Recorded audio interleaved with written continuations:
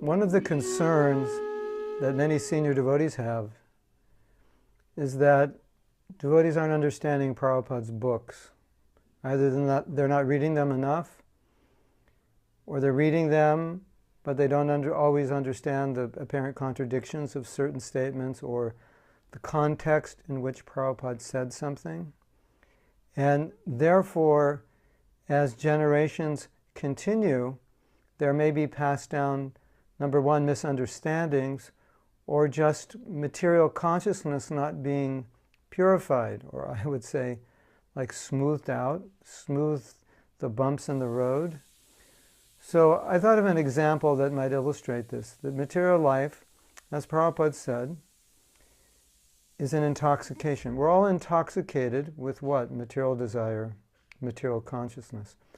So we see things in a certain way, we identify in a certain way with our bodies, with our countries. We have certain desires based on a certain vision. And just as a very sober, intelligent person, when they become drunk, acts like a crazy man or acts in strange ways, doesn't act like he normally does. We're not a normal consciousness, so we're not actually seeing the world in a normal way. We're seeing it in an intoxicated way. We're intoxicated by the modes of nature. And sometimes when you're intoxicated, there may be drugs or some chemical that can counteract the intoxication and bring you down into sobriety more quickly. And I see Prabhupada's books as that antidote to the intoxication of material life that brings us down to sobriety, so that we can see things as they actually are, or see things as we should see things, rather than seeing things the way an intoxicated person would be. This morning, for example, I was reading something, and Prabhupada said, our occupation should be simple.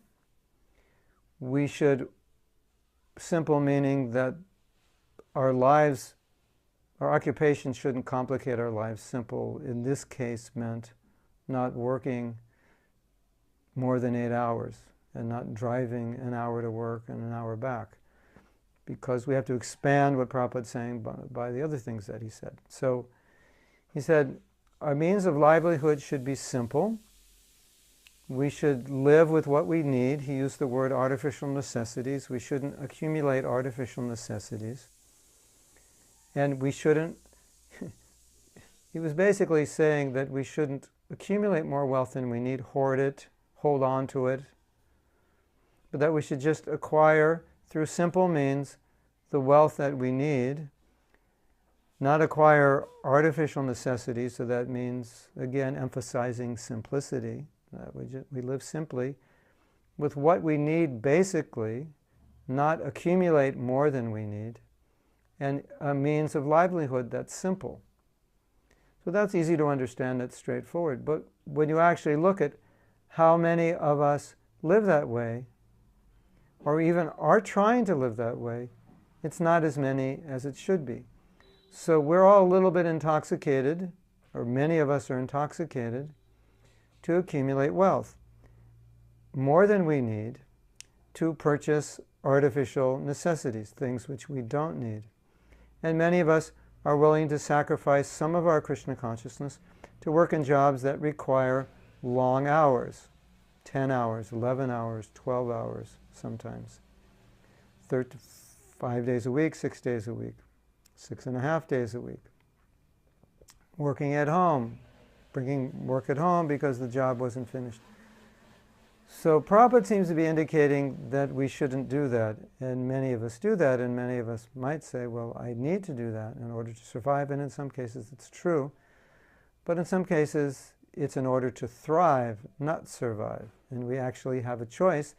We don't have to live that way.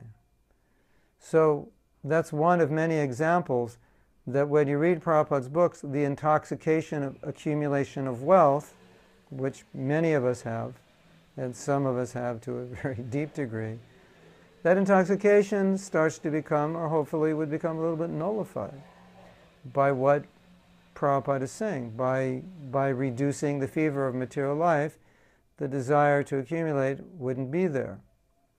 So that's that's one example. You could look at attraction to the opposite sex. Now, today, even in ISKCON, people marry, I think, a little bit too much based on sex appeal, and not enough based on dharma or duty. Now, there's really nowhere in Prabhupada's books where he's advocating that you should find the most beautiful woman or the most beautiful man, the wealthiest man, the most talented woman, but rather he's advocating grihastha life as an ashram. He's advocating the responsibility of it, work together to be Krishna conscious, reduce.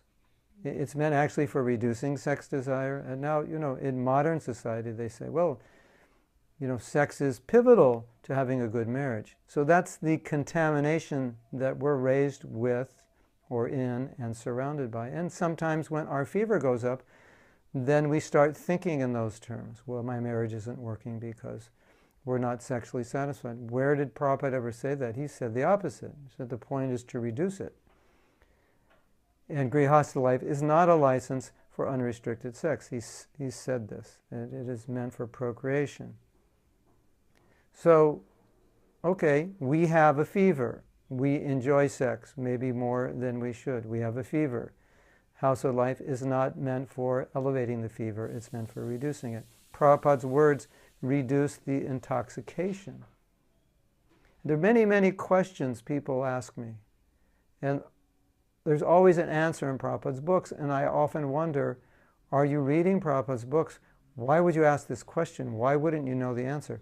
Why aren't you clear? Because it's clearly explained in Prabhupada's books. So then we have a problem that maybe they're not reading the books, or maybe they're reading the books, but they're not reading them in a mood of surrendering to those instructions, but rather reading them in a mood of picking instructions that are suitable for them, and then rejecting other instructions that seem, when I say suitable, I don't mean time, place, circumstance, I mean suitable according to what I like, or what I would feel maybe uncomfortable doing, or feel it's beyond my, as we say, beyond my pay level to act that way. But what I mean more specifically is just that I don't want to do that, or that would make me uncomfortable, or that doesn't seem politically correct, or that doesn't seem real for me, when in many cases those are the very things we may need to be doing. Now, in some cases it may be true. We make some adjustments according to where we are in life.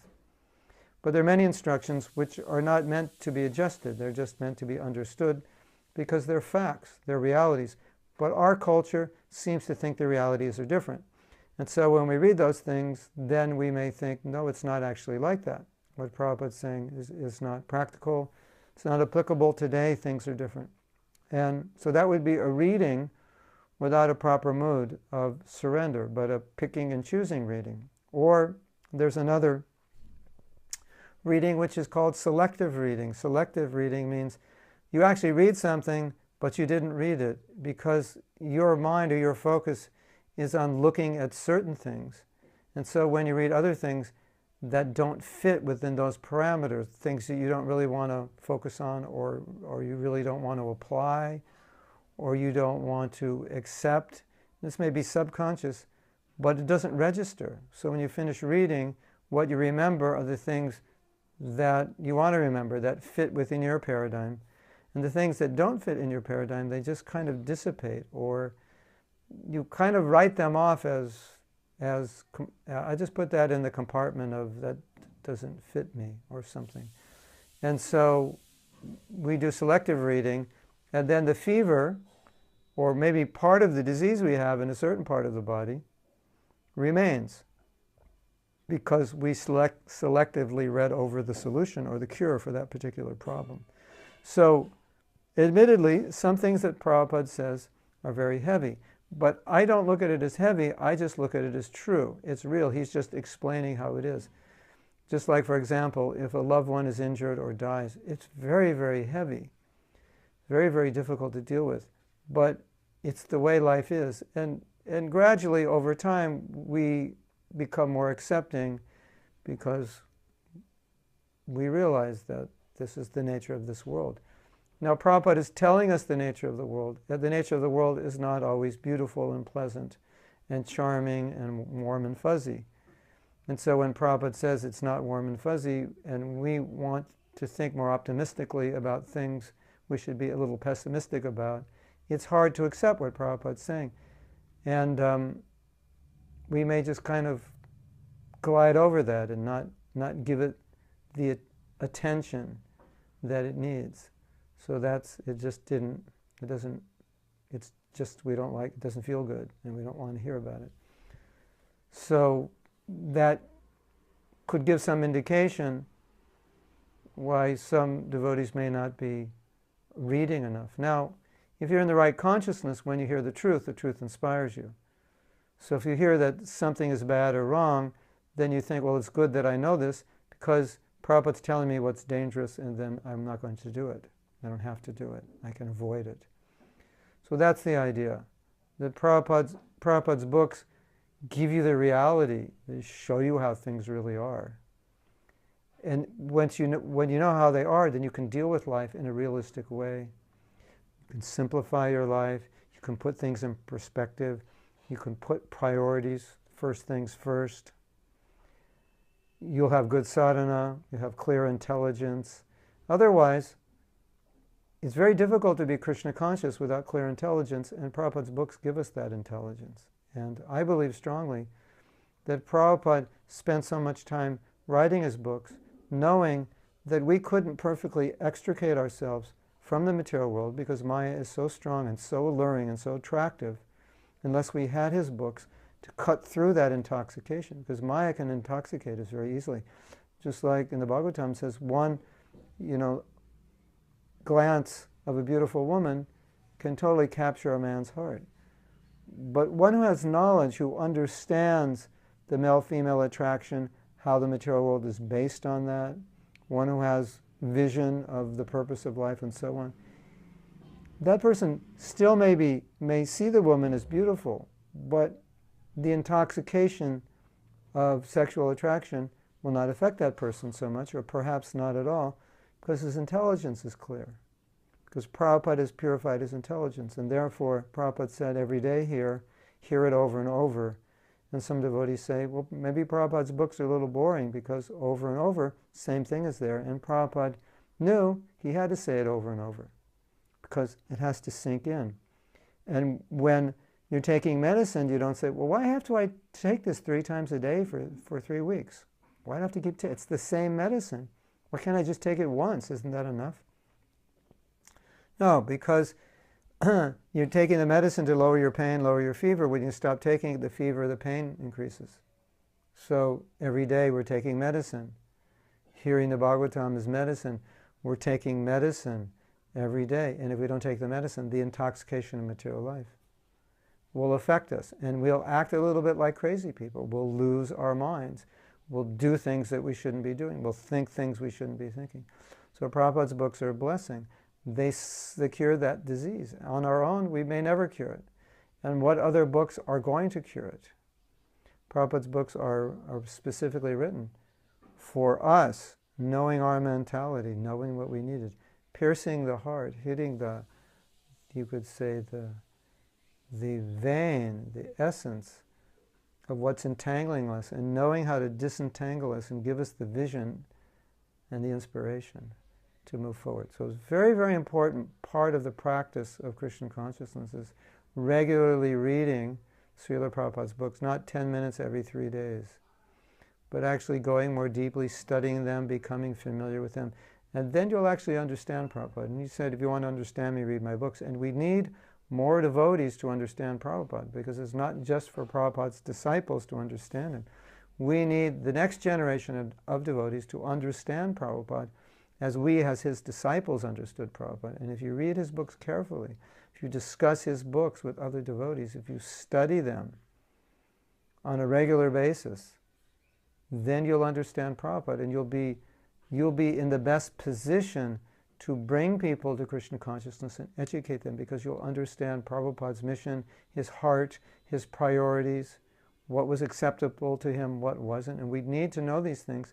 Otherwise, with each successive generation, things will get diverted, things will get watered down, things that Prabhupada said will get lost, perhaps even rationalized, and many new understandings which were never existing during Prabhupada's time will then infiltrate, and we won't have the pure knowledge that Prabhupada gave. So it's very, very important. All devotees should study Prabhupada's books regularly.